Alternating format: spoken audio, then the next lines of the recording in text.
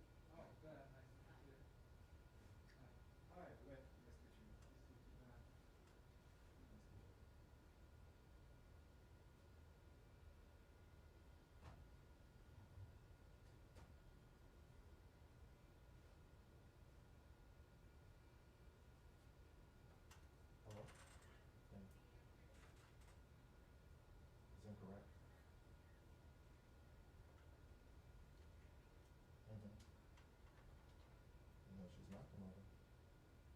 Oh, for Diana and Brian, yeah, my bad. I was trying to say. Okay, yeah. I'll change that. All right, bye bye.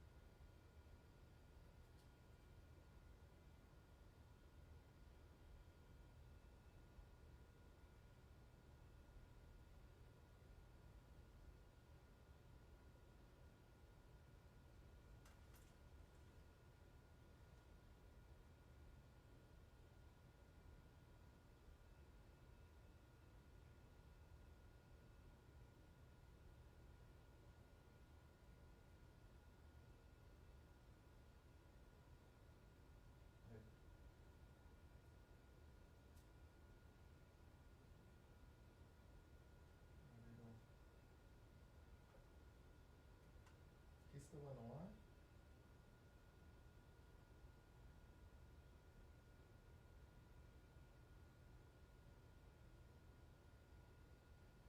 He's still outside, or did he go inside yet?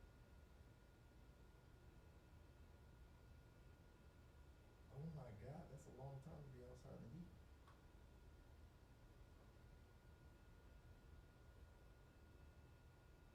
They haven't called on him once yet.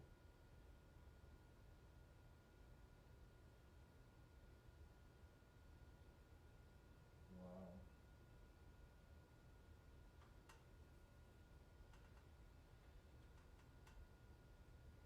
Did you eat the Big Mac?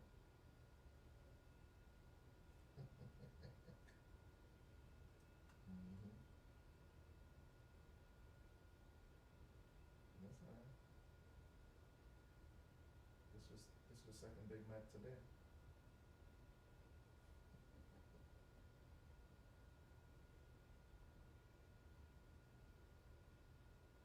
Oh.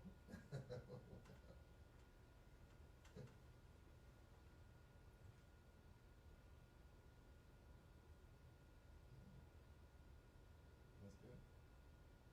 It worked.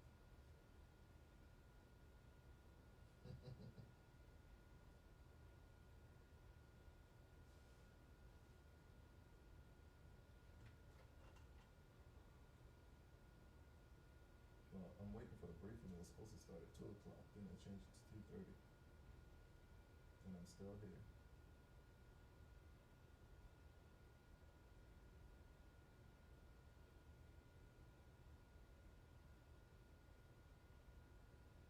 What happened? Somebody was coming to your window? No. You got sauce in your chin. Mm.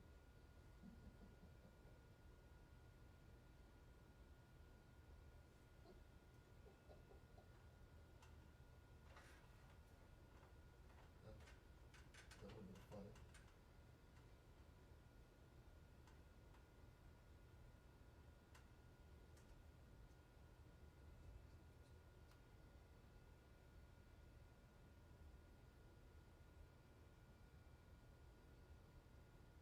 I didn't eat my lunch today because I was full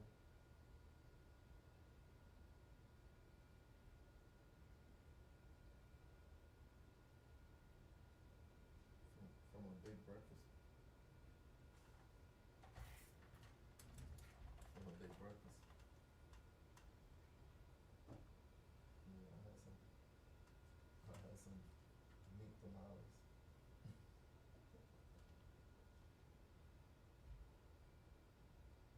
Mm-hmm. From Puerto Rico.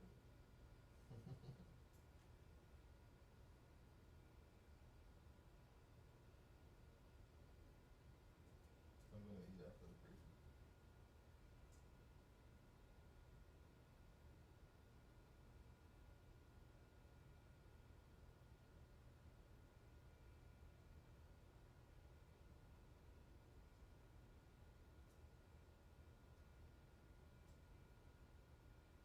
So I scanned all those papers already.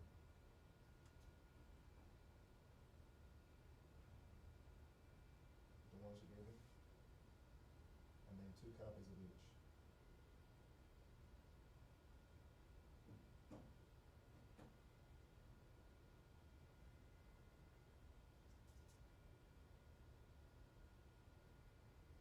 Oh my God.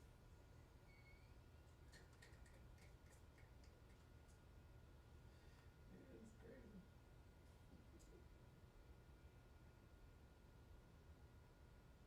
Mm-hmm.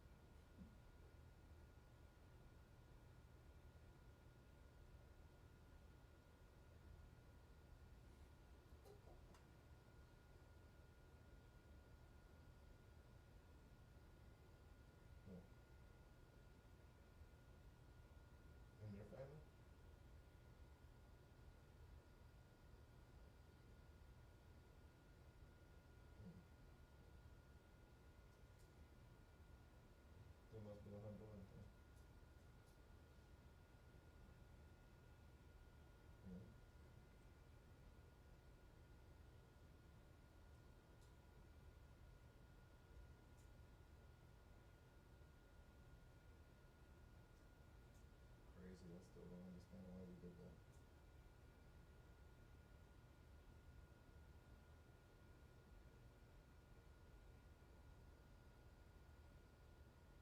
Well, that's good.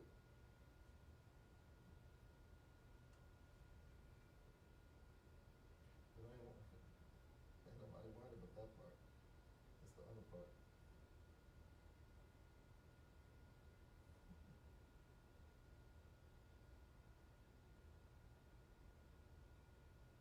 No, that's crazy. Don't do that.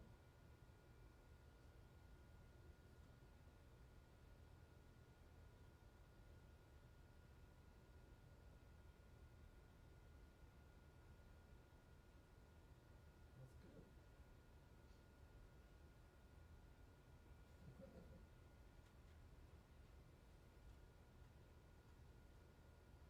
Everybody was like, uh-huh. I see what you're working with.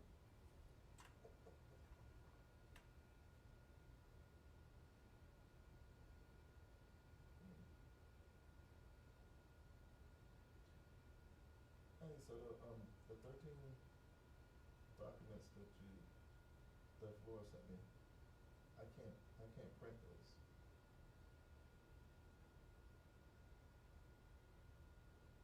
Yeah, yeah, I'm gonna just do it. But they're probably, I mean, they're not, that's what I'm saying, she's probably gotta take those papers somewhere and get them scanned, because just taking a photo of them don't look good.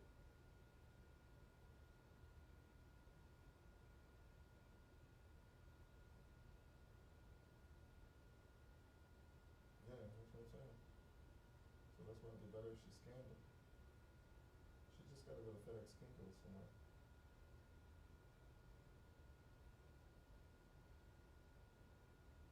She's gotta be responsible.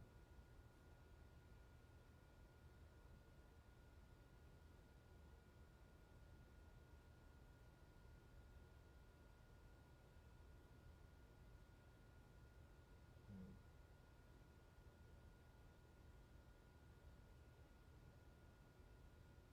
Yeah.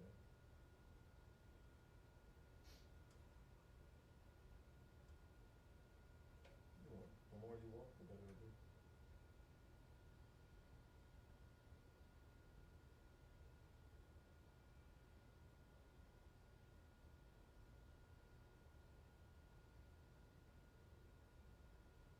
Mm-hmm. Yeah, you gotta go to work.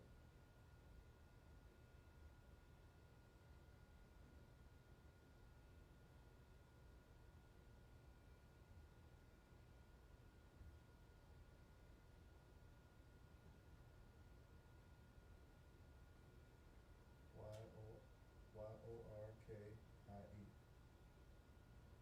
K-I-E.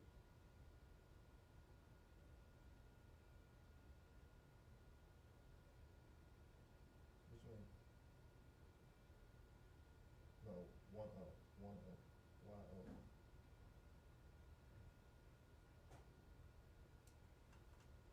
Your phone's crazy. Here's the real name of it.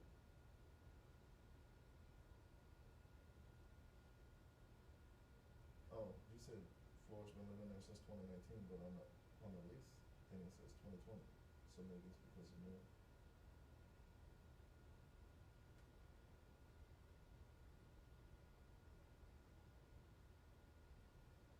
Yeah, I'm in the briefing room now. I have to wait till I get back to my office. That's the real name of the Yorkie right there, Yorkshire Terrier.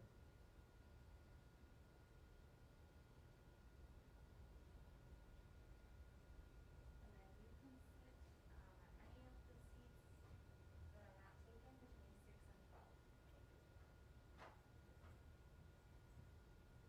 So anything between 6 and 12. So anywhere where the numbers are. So this seat would be great. We're glad you could come today. Anymore? Oh yeah.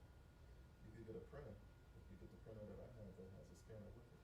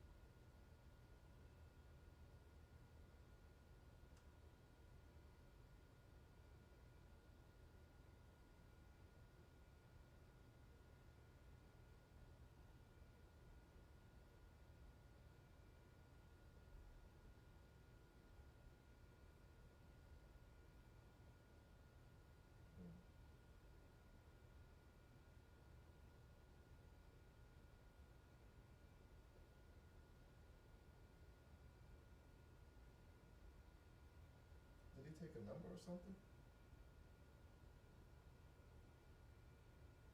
So is he letting people in the line in front of him? How is he still not in there yet? The line isn't that long where he should be up to the front by now.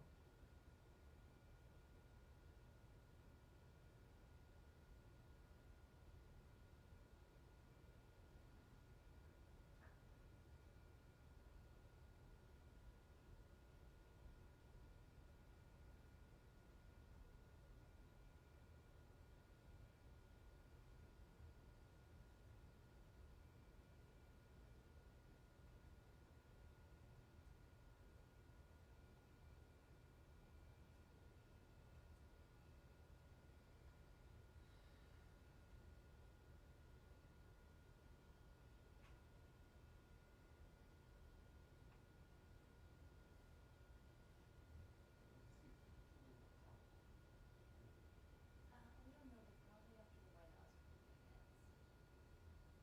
But it's still Nothing? ongoing, I think. So maybe 20 minutes? Mm-hmm.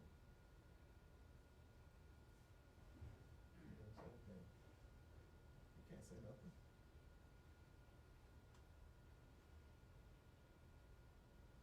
I'm his supervisor. I'm his supervisor. He's not mine.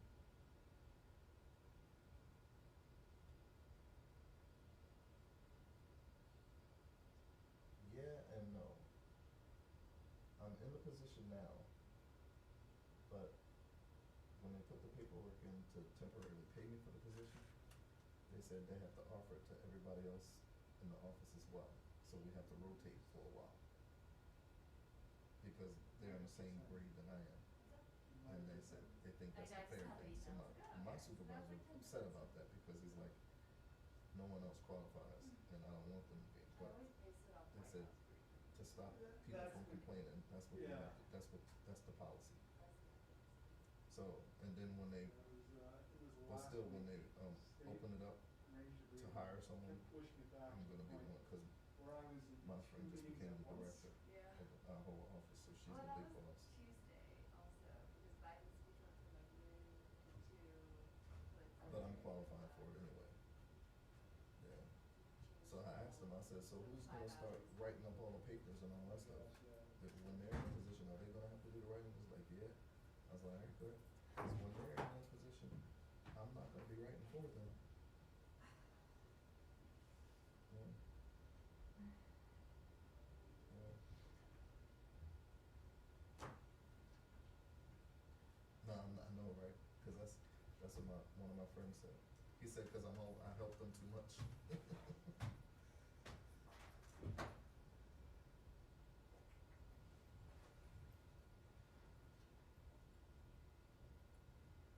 Yeah.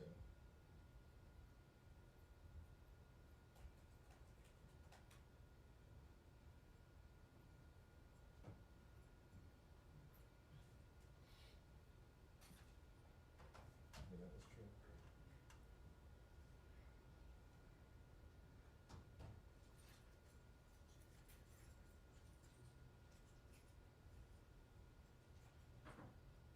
Yeah, and be like, look, dude, you're supposed to know how to do it. You wanted to fill in this position. Alright, I gotta go because we got this stuff. Alright, I'll call you later.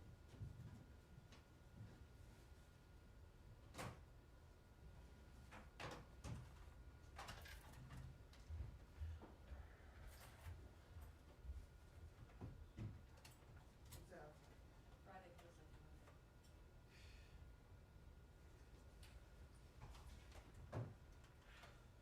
What else is there to sort it out? Hey, Abby, do you want Andrea's seat?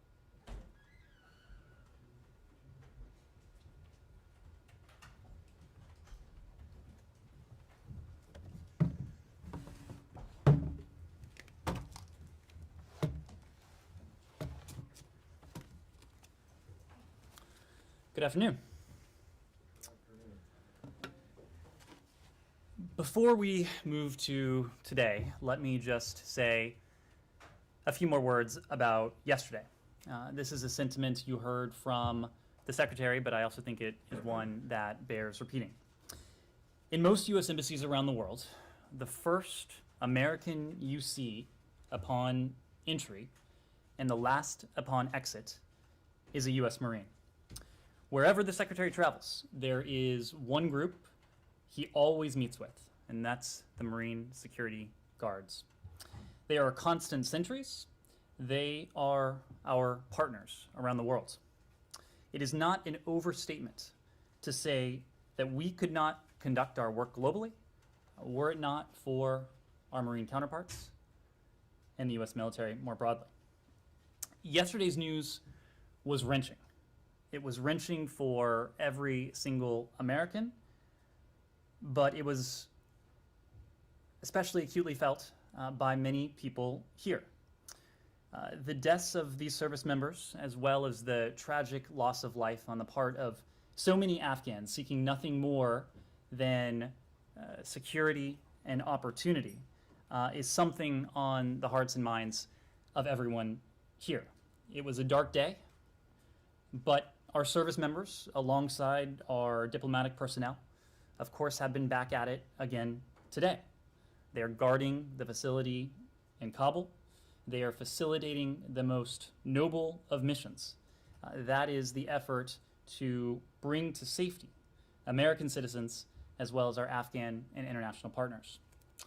As you heard from the President, that mission will not be deterred precisely because of the bravery, the skill, the determination of all of those on the ground, and of course, in no small part, due to our U.S. military partners. I'll now turn to today and to our ongoing evacuation efforts.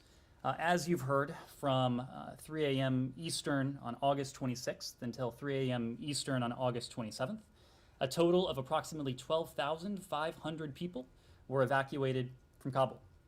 This is the result of 35 U.S. military flights, which carried approximately 8,500 evacuees, and 54 coalition flights, which carried approximately 4,000 people. Since August 14th, the U.S. has evacuated and facilitated the evacuation of approximately 105,000 people.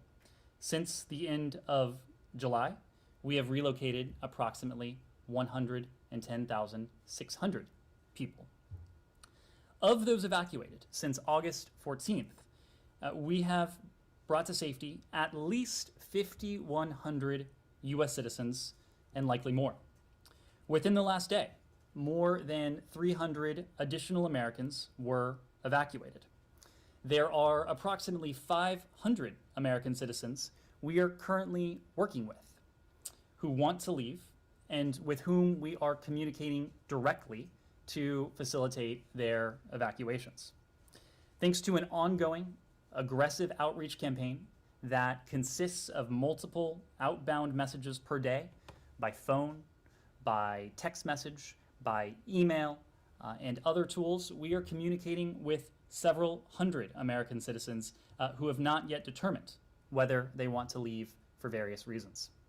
Last night alone, we reached out to every American whom we believe may be in Afghanistan and attempting to leave. In many cases, we did this again multiple times by phone, by email, by text. We continue to reach out to anyone who makes contact with us through multiple means, which over the past week has included tens of thousands of calls, emails, texts, WhatsApp messages, and other tactics.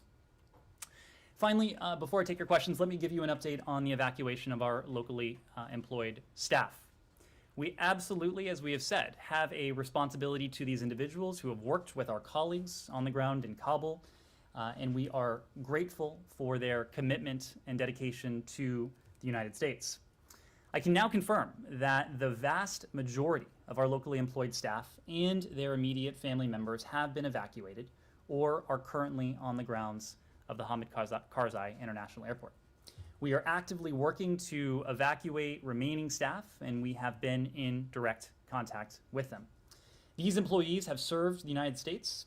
They have not only worked for us, they have worked with us. They are our colleagues. As you've heard us say before, our embassies around the world, quite simply, could not function without locally employed staff, and we will continue to do everything we can to bring them to safety. With that, Matt. Right. Thanks, Ed. So before you came out here, your colleague at the White House punted an enormous number of questions to you. You can thank her for that later. Some of which involved some of the numbers that you just went through, and I think she gave some of them as well. But there's three things that I want to ask, and you can please be extremely brief with the answers, because they don't need long answers. Do you have numbers, after you've just given us the AMSIT numbers, do you have numbers, or do those include LPRs? Also, do you have numbers for remaining SIVs? Do you have numbers for P1, P2, remaining P1, P2 applicants? And in terms of the broader universe of at-risk Afghans, do you have numbers for those? Secondly, she punted on the idea of a diplomatic presence post-August 30, post-Tuesday. I presume that she did that because there isn't any decision. So can you bring us up to date if there is or is not, and what the negotiations are like? And then the last one on that, and I've got one more after this, but is the airport and the negotiations on who would run, if anyone would run the airport after Tuesday. Great. Let me take those in order. On numbers, look, I know there is intense interest in the numbers. As you have heard today, as you've heard from the Secretary over the past couple days, we have committed to providing all of you, and in turn the American people, with as precise figures we can when it comes to American citizens. We have a special responsibility to American citizens, and we are going to continue to update you on our progress in repatriating those American citizens. When it comes to numbers of SIVs, what I can say is that we have reached out over the course of the past couple weeks, since August 14th, to thousands upon thousands of SIVs. Those are principal applicants, SIV principal applicants, as well as their family members. This applies to all of the categories you've run through, but in the context of this massive, in many ways unprecedented evacuation effort, our first goal has been to bring as many people to safety as quickly as possible. So in many cases, we are going to be in a better position to provide you fidelity on numbers in the coming days and the coming weeks. As this process has been ongoing, our goal has been to put as many people on as many planes as we can.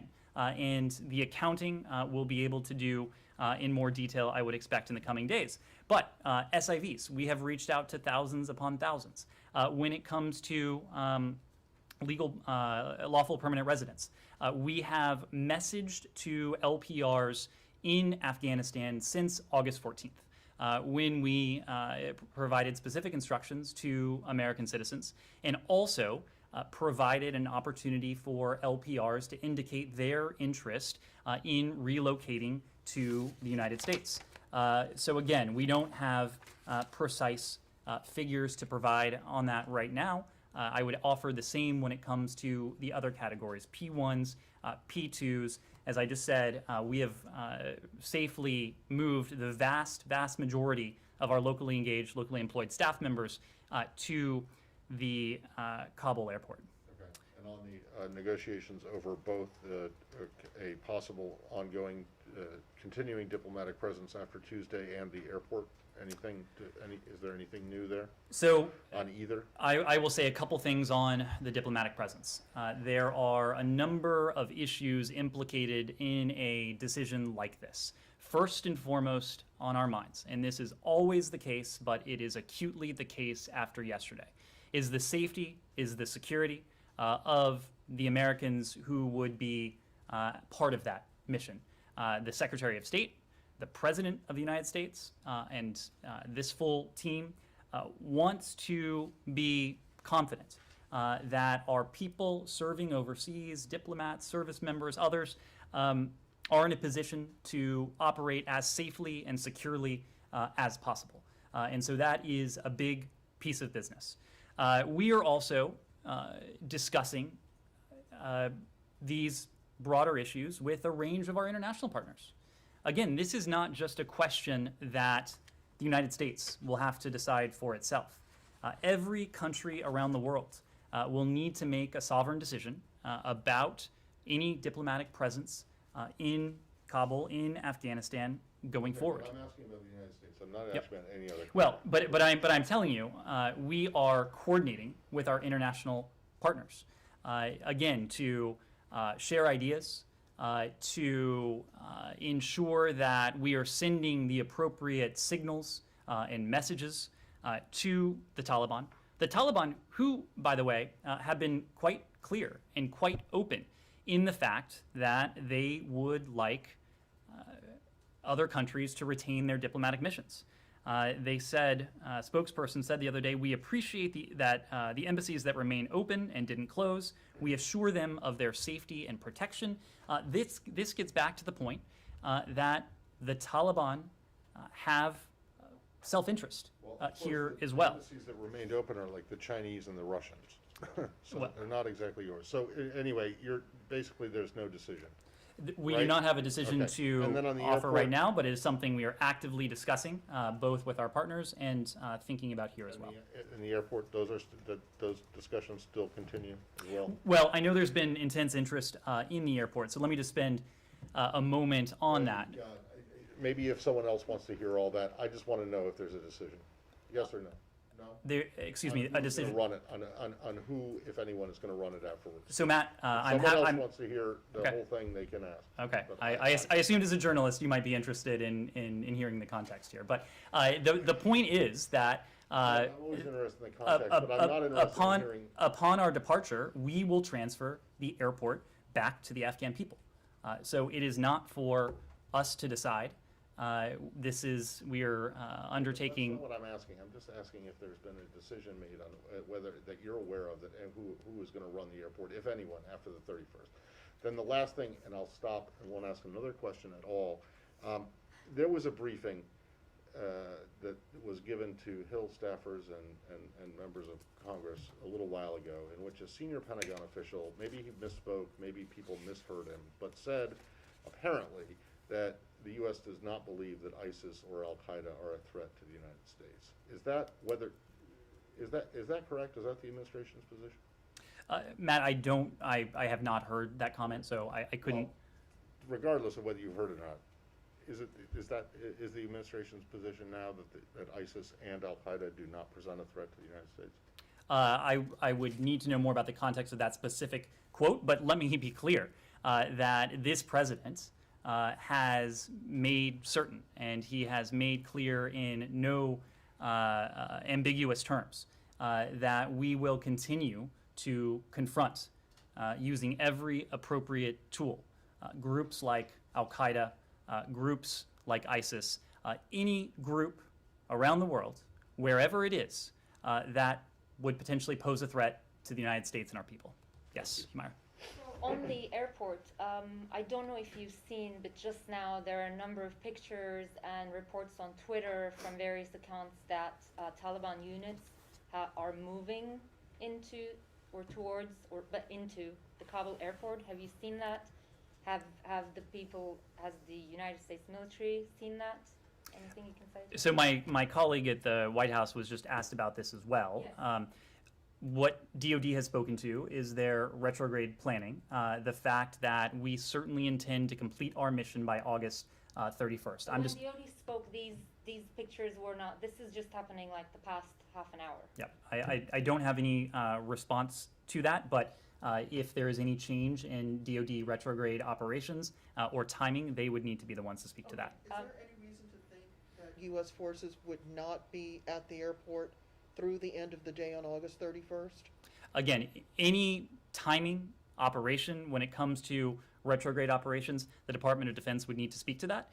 Our people, those under Chief of Mission Authority on the ground, will leave the country as part of those retrograde operations, but ultimately DoD will need to speak to the timing in those operations. Wouldn't that affect the remaining evacuations of any remaining U.S. citizens or Afghans who have permission to leave under the U.S.'s auspices? What I will say generally, and this is the point that DoD has made, is that retrograde is not like turning a light switch. It is not off at 1 minute and on the next. Right. This is a transition from a full-scale evacuation ultimately to a full-scale retrograde and departure. But as to the mechanics of that, I would need to refer to DoD.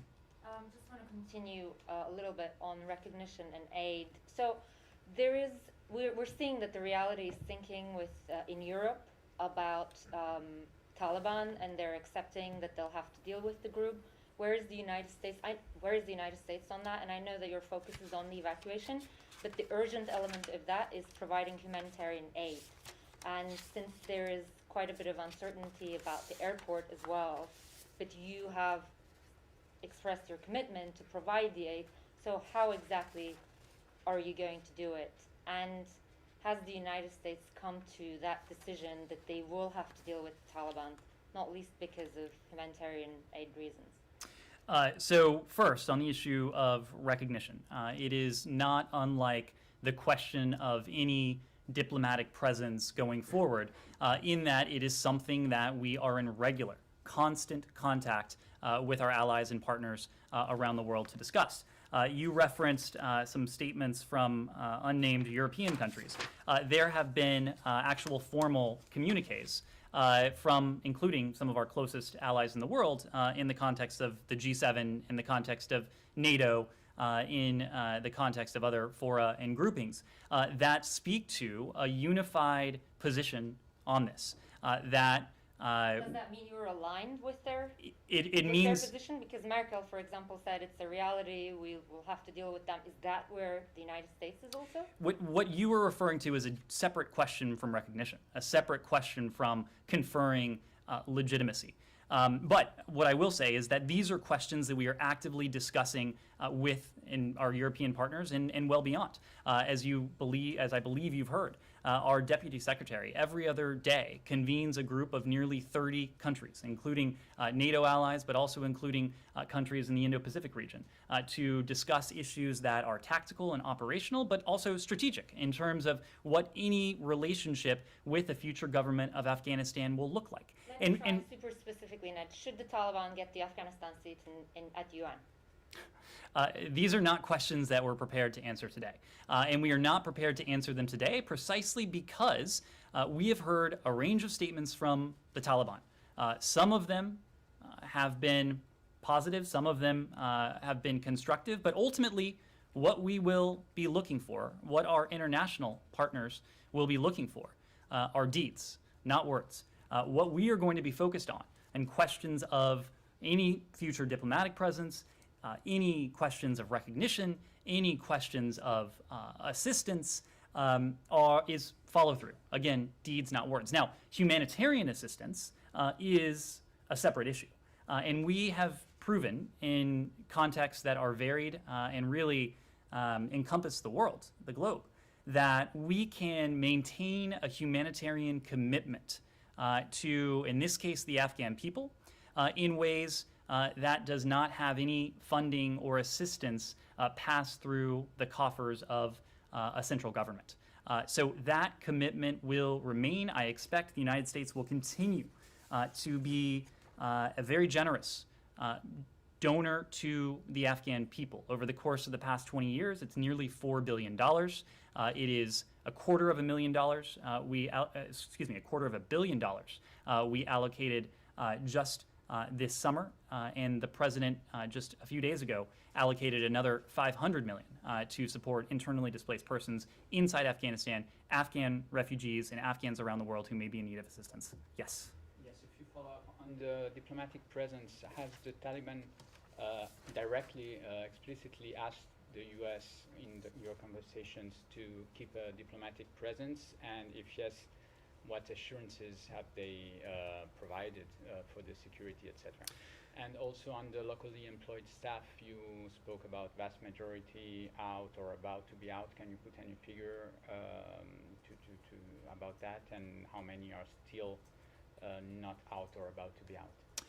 In terms of diplomatic recognition and what we've heard from the Taliban, look, We have heard the same. Presence, not really. Excuse me, presence. We have heard the same thing from the Taliban privately that they have been saying publicly. I referred a moment ago to a public Taliban statement that they want embassies to remain open. They have made very clear to us in our communication they would like to see an American diplomatic presence remain. Ultimately, of course, it's not up to the Taliban. It's a determination that we will need to make consistent with the overriding prerogative, and that is the safety and security of American officials. It is a decision we plan to discuss and to confer about with our allies and partners as well. Look, the Taliban have pledged publicly. They said, we assure them of their safety and protection. Those are the same kinds of assurances we've received in private. But I can tell you, we don't put all that great a value on, again, words. What we are going to be looking for is an indication that there is substance, that there is merit to those statements, an indication that there will be follow through before we make any such decisions. Remind me of your second question. On the number of the local employees. On the number of locally engaged staff, there have been hundreds who have been moved to safety in recent days. That is the vast majority of our locally engaged staff and their family members, Laura. You don't have numbers of how many are still there? The vast majority are now safely out of Afghanistan or at the airport compound, Laura. Thanks. I have two evacuation-related questions.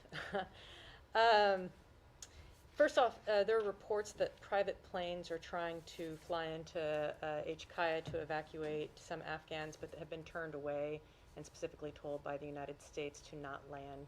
Do you know if those reports are true? I would need to refer to the U.S. military to speak to those reports. What I can say is that this has been a highly effective operation when it comes to the evacuation, and you need look no further than, again, the metric that matters, and that is 110,600 people through U.S. military and coalition flights since August 14th.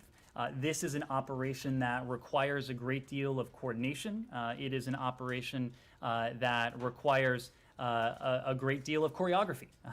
Any airport around the world, especially one as busy as this. Look, Hamid Karzai International Airport, for those of you who have been there, no, it is not Chicago O'Hare. It is the size of an airport of a fairly small town. So the orchestration and coordination that is required to have U.S. military, charter, other aircraft be able to take off every 45, every half hour, for every 45 minutes, every half hour, that is indeed a pretty sophisticated bit of business, but I'd need to refer you to DoD on that front. And so the other part of that, some of these reports, is that the United States is telling other countries to not accept any planes of Afghans at this point. Is that true? That we are telling other countries not to accept yeah. planes. We are very warmly welcoming countries around the world who have opened their doors, who have opened their borders, who have put forward offers to accept Afghan refugees. The United States has demonstrated incredible generosity, as we often do in these times, but this will need to be a global effort. And we've been gratified that countries around the world have indicated a willingness to host Afghan refugees, and we continue to urge additional countries to do even more. Okay, and then one more kind of broader question. You've said, and the President spoke yesterday, about some of the American citizens who have actively decided to not leave Afghanistan. I think we've talked here, maybe we have, about reasons why they may not want to leave. Specifically, that they might not want to leave family members who don't have visas or who aren't American citizens or don't have passports, blue passports to get out. So I'm wondering if this is something that the State Department is looking at addressing more broadly, at changing some of its visa requirements or citizenship requirements, or the ability to allow more people, family members, to come out so these American citizens don't have to make the choice between their safety and leaving their parents, loved ones, children behind. Well, let me make a couple broad points. Number one, the number of individuals with whom we've been in contact who say that they don't wish to leave because they don't wish to leave their extended family behind, it is relatively small. Especially when you look at the universe of American citizens that we've repatriated or in the process of repatriating, it is a relatively small number. But number two, when we talk about this, and I think this is important to understand the context around these numbers, the people we're in touch with, the individuals we believe to be American citizens we're in touch with, that number will fluctuate. It will be dynamic. Precisely because, especially as we get to a smaller and smaller universe of American citizens, they are making these decisions and sometimes reversing these decisions multiple times a day. And so when we say that we are in regular contact, we mean regular contact, multiple times a day, sometimes hearing one answer, other times hearing another, as the remaining Americans make these decisions. Look, I'm not aware of any plans to change eligibility for visa requirements. We have a special commitment to American citizens. That special commitment is spelled out very clearly in 22 U.S. Code, Section 4802, responsibility of the Secretary of State to American citizens.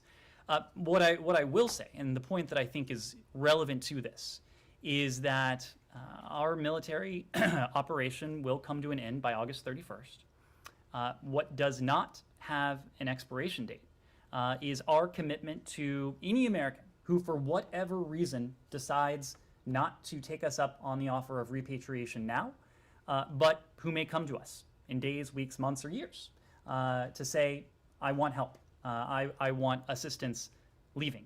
Now, the tactics that may be available to us, depending on where we are, given all the questions you've asked about, they may be different. In fact, they almost certainly will be different, at least in the near term. But our commitment to American citizens will not change. An American citizen who has extended family, those extended family members may be eligible to travel to the United States under other forms of eligibility. And we've talked about some of those forms of eligibility. So again, August 31st is the end of the U.S. military operation. It is not the end of our commitment. You couple that with what we have heard from the Taliban about their commitment to safe passage, not only on August 31st, but also going forward. They have not attached any expiration date to the very public commitments they have made to safe passage. Again, that is something we are going to continue to press with the international community, because this is not about trust. This is about the follow-through that we see with the international community. One point I will make on this, one thing I did see just as I was coming down, and again, put this in the category of for what it's worth. But on live national television this afternoon, a senior Taliban official said that the Afghan borders will be open. People will be able to travel at any time into and out of Afghanistan. That is another reiteration of the commitment we've seen. Again, what matters to us is that those commitments, that rhetoric is transformed into reality. And that's something we'll be watching very closely. And that's something that we are working on concertedly behind the scenes with our allies and partners around the world. Yes, Jen. Are you aware of any U.S. citizens who were killed in yesterday's attacks who weren't military or any, civilians? We conducted accountability for all individuals who fall under Chief of Mission Authority. That accountability was complete shortly after we received word of the attacks. We are unaware that any Americans were, either private or Americans under Chief of Mission Authority were killed or injured or harmed in the attacks. And then what is the State Department's position on some of these opposition forces that have cropped up across Afghanistan? Are you supportive of these movements? So our position is the same position that we had yesterday, before August 14th, before August 1st, going back. There needs to be a political settlement to this. This is what we have sought to facilitate and to support for quite a while now. This was the effort ongoing in Doha. It is still the effort that is ongoing in Doha. Now it is an effort that has elements of it that are active in Afghanistan. Our personnel on the ground in Kabul are actually working on this as well. There needs to be a political settlement. It needs to be, if we are, to get back to these questions of recognition, if any future Afghan government is to be one that we can work with, it needs to be inclusive. Ultimately, it needs to be a government that respects and upholds the rights of its citizens. Importantly, that includes the many marked gains that Afghanistan's women and girls and minorities have made with the help of the United States over the past 20 years. That's what we'll be looking for. Let's go back to the SIVs. You've said multiple times in the past few days that as many people as possible will be evacuated before August 31st. That implies that some people aren't going to be on a plane leaving the country. What is the U.S. government's best estimate of how many people will still need help leaving Afghanistan after August 31st? Ross, it's a difficult question because, look, we have evacuated more than 110,000 people so far. But we have always sought to be clear about this and sought not to sugarcoat what will be a time of great uncertainty, a time of great fear, a time of concern for many Afghans. And most of those Afghans will not fall within the categories that we've been talking about. American citizens, green card holders, SIVs, LES, P1s, P2s. The rise of the Taliban will be of great concern to many Afghans, well beyond those categories. But the point is, despite the really astounding numbers when it comes to the evacuation, our commitment to help those in need, and that includes, of course, American citizens who, for whatever reason, decide to stay behind, to SIVs who were not in a position to evacuate before August 31st, to others who fall within those categories, but others who may not yet be within those categories. That commitment will remain firm after August 31st. This is a commitment that the United States has. It is a similar commitment that we've heard from many of our allies and partners. And there are a number of pieces to this.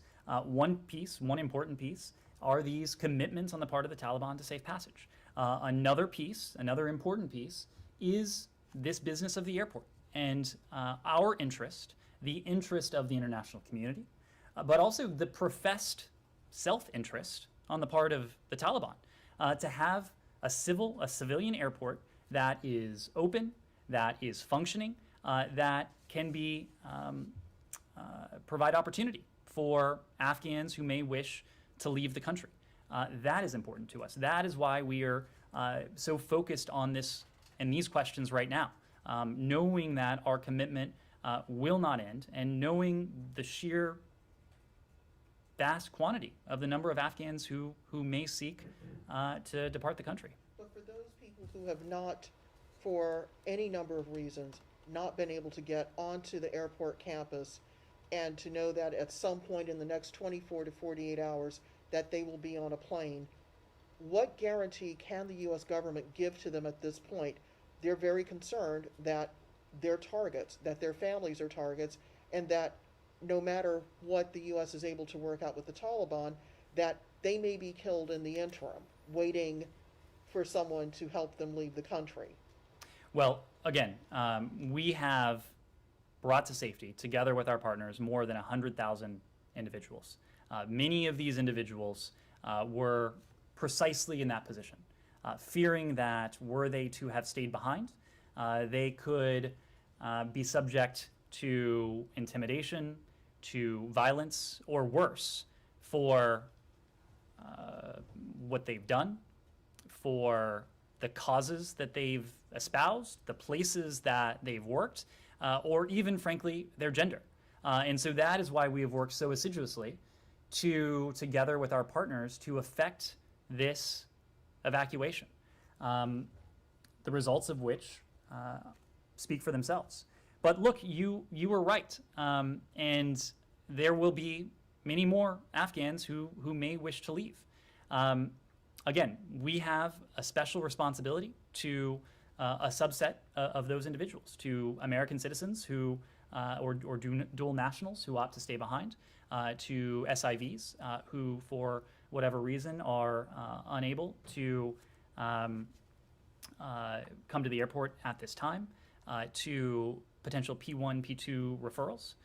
We will, again, consistent with everything we've said about these commitments to safe passage, which we are very much in the process of seeking to buttress and to reinforce with our partners in the context of civilian airport, that we are doing everything we can to see to it that, again, with our partners, it remains open and a source, an avenue of refuge for those who seek to leave. But it is not just about beyond those categories. It is not just about doing all we can to affect the safe departure of Afghans from Afghanistan. Our broader goal has to be to do all we can, whether it is through humanitarian support, whether it is through diplomacy, whether it is through the significant amounts of leverage that we will have with our international partners, with the UN, to see to it that Afghans who decide to remain or who need to remain have access to safety and security in some degree of opportunity. That will be the goal of our approach going forward. Yes, we will continue to have a commitment to those we've worked with, to our citizens, for those who opt not or cannot leave now. But we also will have an enduring commitment to the people of Afghanistan, and there are many ways that we can demonstrate that commitment. My final one. So what are you telling people who may find themselves in Afghanistan on September 1st? What should they do? Well, again, it's hard to be categorical because we will have different messaging for people in different categories.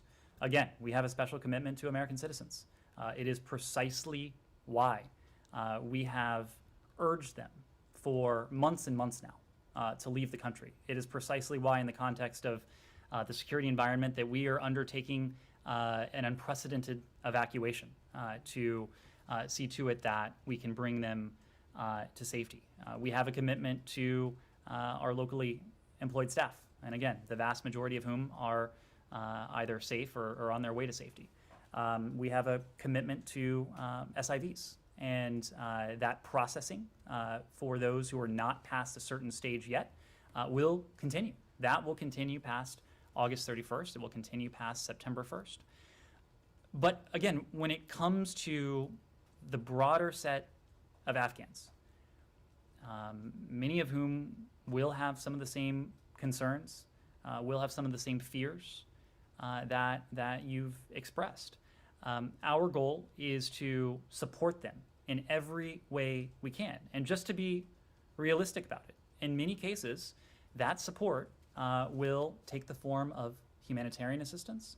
It will take the form of what we are doing politically and diplomatically vis-a-vis any future Afghan government to impress upon them and use every lever that we have, every appropriate lever we have available to us to see to it that the government upholds the basic rights of the Afghan people. Yes, Abby. I just want to follow up on the idea with my colleagues just speaking earlier about a recognition of the Taliban and a U.S. diplomatic presence and the expectations that you would have of the Taliban in order to have a U.S. diplomatic presence there. Are you laying out specific parameters for them about needing women to be included in government, needing to ensure that girls continue to go to school? Are you laying out specific things that you want to see from them in order to have a U.S. diplomatic presence here on the ground? We have made clear to the Taliban well before August 14th that the United States has a set of criteria, and we have given them specific criteria that we would look to for any future government. The secretary has spoken to this to some degree. He's made the point that any future Afghan government that respects the rights of its people, that is inclusive in its approach, that follows through on its counterterrorism commitments, and that follows the norms set out by the international community, the basic norms spelled out by our allies and partners. That may well be a government we could work with. Conversely, a government that does not do those things is almost certainly a government that we cannot work with. So again, we can have these conversations with the Taliban at this moment in time while government formation is taking place. But what really matters, the only thing that matters, is what any future government looks like and how any future government behaves, and how any future government behaves vis-a-vis the rights of its people, its counterterrorism commitments, and yes, our ability and the confidence we would have, to be able to operate any sort of diplomatic facility safely and securely. Because, again, there is going to be nothing more important to us when we think about these questions of a diplomatic presence than that singular question, whether we're comfortable in the conditions, whether we are confident that our people can operate safely and securely on the ground. Yeah, let me move around a little bit. Yes? Thank you, Ned. I have two questions, please. First, we've spoken to several Afghan refugees who've recently arrived in the United States, and they said among the chaos they had to leave family members behind, and that they were separated essentially.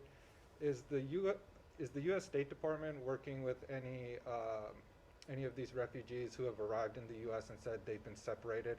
Are you helping them locate family in Kabul and doing anything to get them together to bring them to the United States? Again, these are questions that will have to be adjudicated on a case-by-case basis. Many of the refugees and vulnerable at-risk Afghans who have already made it to this country, whether they were SIVs who were resettled, whether they are at-risk Afghans who have more recently arrived, are working with refugee resettlement agencies. And so it is true that our Bureau of Population, Refugee and Migration is working very closely with these refugee resettlement agencies. There may be cases where there are individuals in Afghanistan, including American citizens, that where we have will be able to assist. And there will be other categories of eligibility going forward for individuals who are related, who are family to those who have been relocated, that may provide an opportunity for them to come to the United States, but it's really not something we can speak about in such broad terms. Do you have a channel for them to communicate?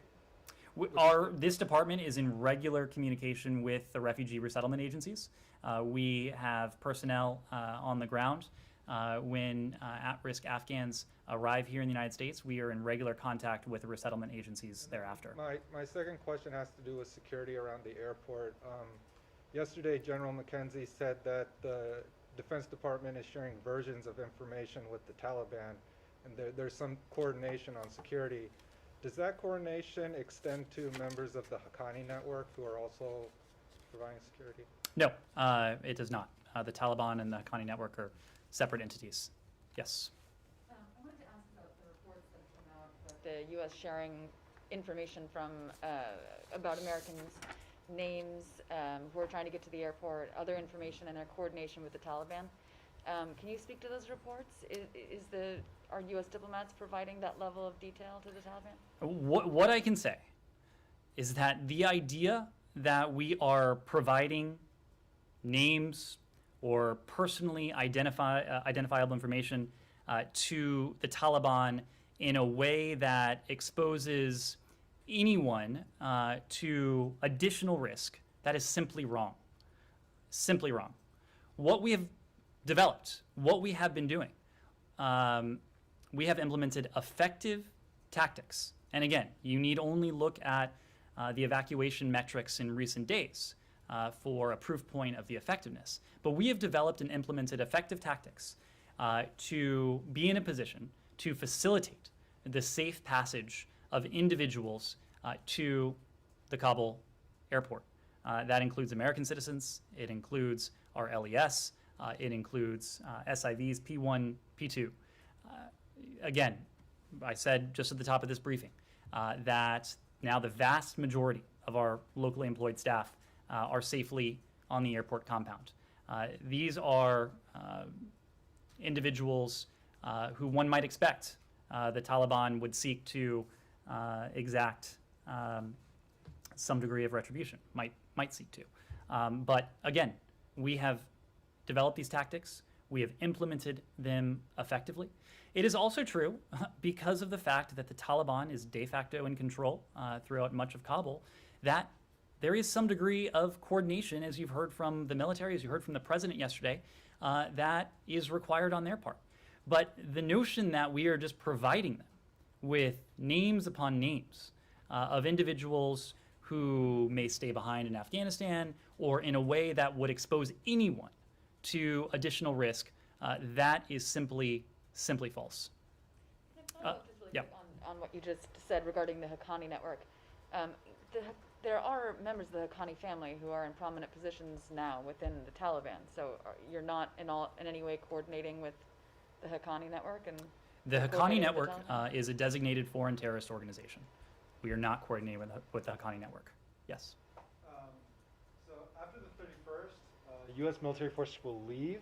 How is the U.S. going to facilitate evacuation of Americans and SIVs after that? What kind of diplomatic measures are being considered? So we are considering, and part of this goes to the questions of any sort of diplomatic presence, the types of consular assistance that we may be able to provide after August 31st. So I don't want to get ahead of where we are. But we are thinking about this, knowing our commitment to the American people, to American citizens who, for whatever reason, decide to stay behind or who aren't able to reach the airport safely. So in our planning, we are absolutely prioritizing that. When it comes to other categories, people who are not American citizens, again, this gets back to the issue we've been discussing. We have a commitment to special immigrant visa holders or special immigrant visa applicants. We have a commitment to our locally engaged staff. We have a commitment to other at-risk Afghans that doesn't expire on August 31st or any other date. Again, the Taliban have provided commitments to safe passage that don't expire on August 31st or any other date. Our commitment, we are firm. We know that will remain. The Taliban's commitments, again, we will have to see what that looks like after August 31st. But here's what we do know. We will use, again, every appropriate tool available to us, every appropriate tool available to the international community to see to it that the Taliban upholds that commitment. It's another reason why we're focused on the airport, doing everything we can to get the airport up and running. I know Matt said he didn't want to hear it, but No, it's not that I don't want to hear it, Ned. It's just that when you give a 10-minute answer that doesn't give you well, know, let me volunteer. Let me volunteer one thing that you didn't ask about that I think may be of interest to some of you. Teams of U.S. and allied air traffic experts have assessed Karzai International Airport for capabilities that would support the resumption of commercial operations once we depart. Again, we are departing by August 31st.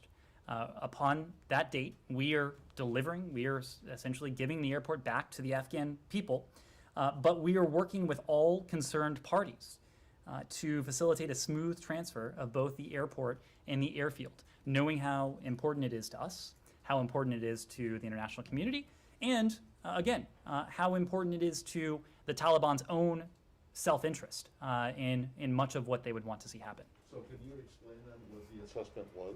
I mean, is this an airport that can be run without... Now you perk up. Look. Well, this is kind of what I was trying to ask in the first place. It was the answer I was trying to give in the first place. All right. I apologize for not letting you... So anyway, so you've done this assessment. What does that assessment tell you? Are you able to assume that the airport can continue to operate without interruption, or will there have to be some kind of a pause? So that assessment was only recently completed, and so I don't want to get ahead of it. Some of this will also involve diplomatic talks. There's a technical piece. There's also the diplomatic piece with other countries in the region who may be involved, in addition to the Taliban, of course. So I can't get ahead of that. But what I will say generally is that running an airport is not an uncomplicated piece of business. With the U.S. military set to depart by August 31st, I think that it is probably unreasonable to expect that there will be normal airport operations on September 1st. But what we are trying to do right now is to lay the groundwork to see to it that resumption of civil aviation consistent with international civil aviation standards can resume as quickly as possible. And Yeah. Does this involve ICAO? It's the ICAO standards are the standards that are being that the assessors are measuring it against. Is there any indication of how long it might take after, like you say, it's probably unlikely that they could go to normal service on the 1st, but what, a week maybe? Or two? You will be surprised to hear I'm not an airport engineer, well, I know, but is that part of the assessment that was? that's very much part of the assessment. The condition of the airport, what it might take. I don't know what the conclusion of the assessment was for. No, nor would I be in a position to read it out. But again, it is a complex undertaking to run an airport anywhere, especially an airport in a place like Kabul. When you say it's unreasonable to expect there will be normal airport operations, do you expect the airport to shut down or its operations significantly reduced? So again, the U.S. military is leaving by August 31st. At that point, we are handing the airport back to the Afghan people.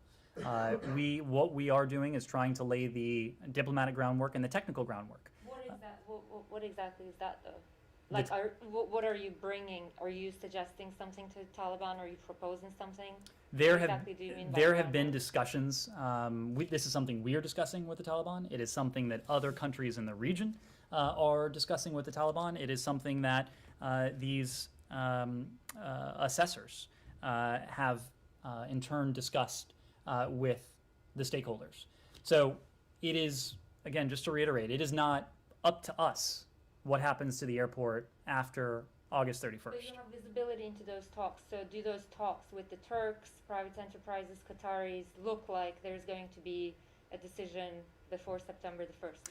Again, there are a number of stakeholders involved in this. The Taliban, the technical assessors, regional countries as well. We are facilitating this dialogue. We are facilitating these discussions with one goal, and that is to do everything we can before August 31st to see to it that a civilian airport in Kabul can be up and running as soon as possible. But ultimately, the disposition of the airport and what form and functionality it has after August 31st, it's not up to us.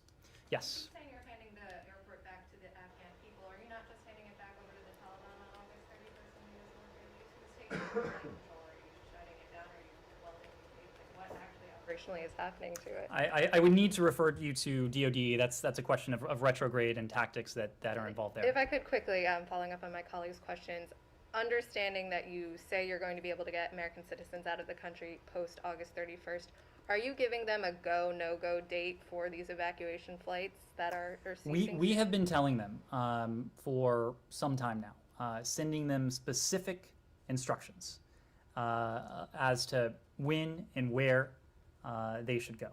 Now, the issue, and this goes back to the dynamism of this number, is that, and you heard the Secretary say this when he addressed this room the other day, up until, even in recent days, we have had additional people reach out to us, purporting to be American citizens, purporting to be in Afghanistan, who want to leave. And so it is an ongoing process to determine which of these new entries are in fact American citizens, which of them are in fact in Afghanistan, and which of them do in fact wish to leave. So for individuals with whom we've only recently been in contact, they may be getting information that is new to them.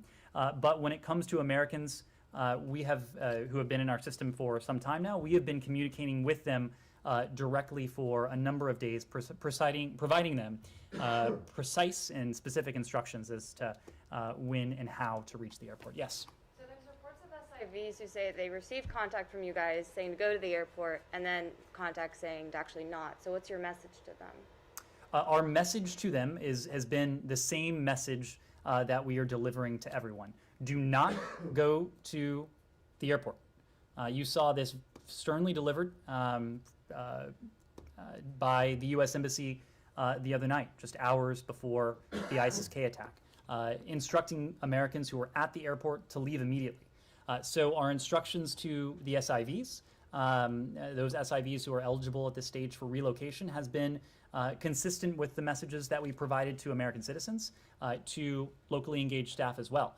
We are providing them with specific instructions about when and how they can get to the airport. I'm not in a position to go beyond that.